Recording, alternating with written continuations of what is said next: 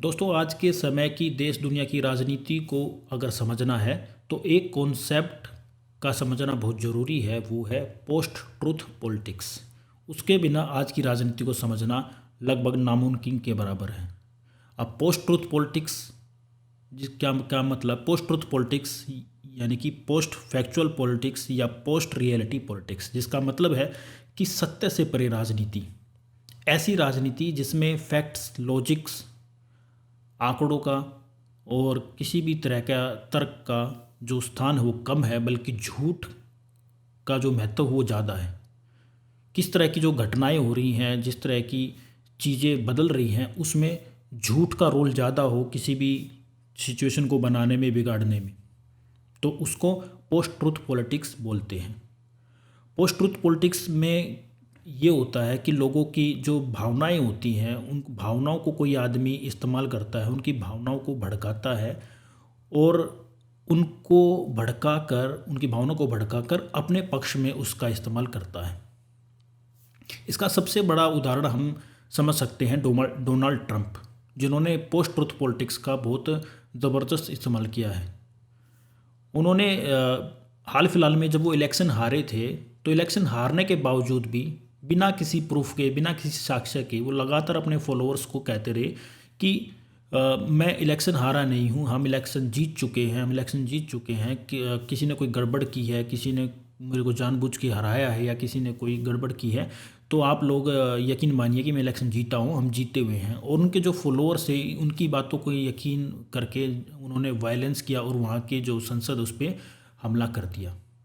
इससे पहले भी जब वो सत्ता में आए थे तो उसके जो प्रचार उन्होंने किया था, तो उसमें इस तरह की बातें की थी कि बहुत सारे जो लोग हैं, शरणार्थी हैं, वो मैक्सिको के बॉर्डर से अमेरिका में घुस रहे हैं और वो बहुत तरह के दिक्कतें कर रहे हैं, और जो ब्लैक्स लोग हैं वो बहुत ज़्यादा क्राइम करते हैं। तो मतलब इस तरह की चीज़ें जो बिना एविडेंस के, बिना साक्ष्य के, कहीं भी इस तरह की चीज़ें नहीं हैं, उनको बढ़ा चढ़ा के बात करना, तो इस तरह की चीज़ें की हैं। और उन्हीं इसी तरह की राजनीति जो ब्राज़ील के प्रेसिडेंट हुए हैं बोल्सोनारो, उन्होंने भी यही किया। उन्होंने भी तमाम तरह के झूठ बोलते रहे। उन्होंने जो अमेजन के जो जंगल है, जो दुनिया के बेहतरीन जंगल है, उनको बर्बाद किया, काफ़ी बड़े पैमाने बर्बाद किया।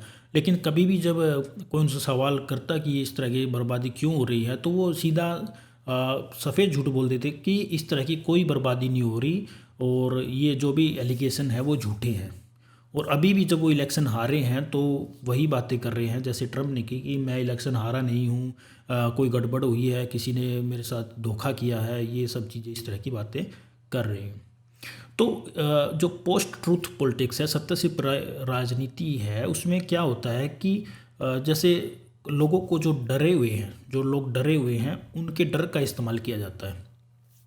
जैसे दुनिया भर में आर्थिक मंदी है, लोगों की नौकरियां जा रही है, लोगों के आर्थिक हालात कमज़ोर है, लोग बहुत तरह की समस्याएं फेस कर रहे हैं, तो उनको अपने फ्यूचर को लेके अनसर्टेन है। तो ऐसे में इस तरह के जो राजनेता हैं वो लोगों के डर का इस्तेमाल करते हैं। तो उनके मन में जो पूर्वाग्रह है, जो शंकाएं हैं, उनको बढ़ा चढ़ा कर बात करते हैं कि जैसे कि कोई लोग हैं जो आ गए हैं, वो आपकी नौकरियां ले जाएंगे, आपका भविष्य खराब कर देंगे।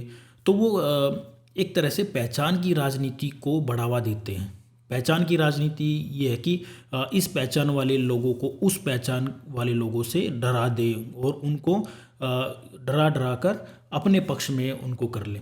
तो इस तरह की राजनीति देश दुनिया में बढ़ रही है, क्योंकि अभी लोग इस तरह से अपने फ्यूचर को लेकर अनसर्टेन है। तो यानी कि डरे हुए लोगों को थोड़ा डराना ज़्यादा आसान होता है। इसका एग्जाम्पल ये भी है कि जब 1929 में दुनिया भर में मंदी आई हुई थी, तो उसी समय जो हिटलर का जो राजनीतिक जो उदय हुआ था वही हुआ था। तो उन्होंने उस समय काफ़ी ऐसे ऐसे झूठ बोले थे जिनका कोई एविडेंस नहीं था, और लोगों ने जो लोगों की हालत ख़राब हो रही थी, लोग बेरोज़गार हो रहे थे, तो उनको भी उसमें एक तरह से एक मसीहा नज़र आया कि ये हमारी सारी समस्याएं सोल्व कर देगा। और इस तरह से उन्होंने बहुत जल्दी अपनी पॉलिटिकल ग्रोथ की थी। और ऐसा माना जाता है कि हिटलर ने ये भी कहा था कि अगर एक झूठ को 1000 बार बोलें तो वो झूठ सच बन जाता है।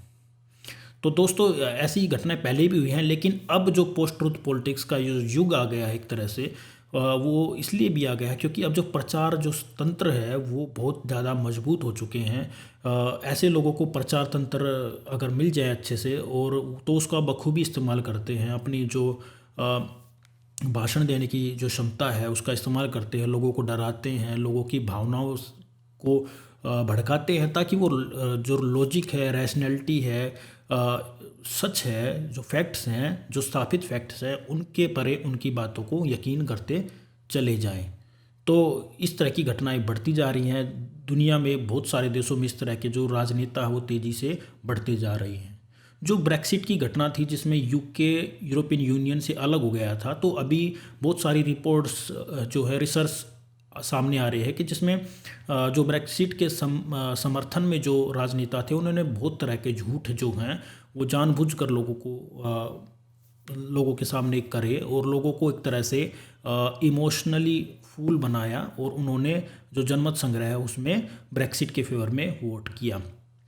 तो हमें इस तरह की राजनीति को समझना होगा। अगर आज के समय की पॉलिटिक्स को समझना है और इसके खतरे को भी समझना है, तो हम रैशनल इंडिया में इसी तरह के जो कॉन्सेप्ट्स हैं जिनका आपके जीवन पे बहुत ज़्यादा फ़र्क पड़ता है, जिनको आप को समझना ज़रूरी है, वो चीज़ें हम आपको सामने लाते रहते हैं। तो आशा करते हैं कि आपको हमारा ये कॉन्सेप्ट समझ में आ गया होगा।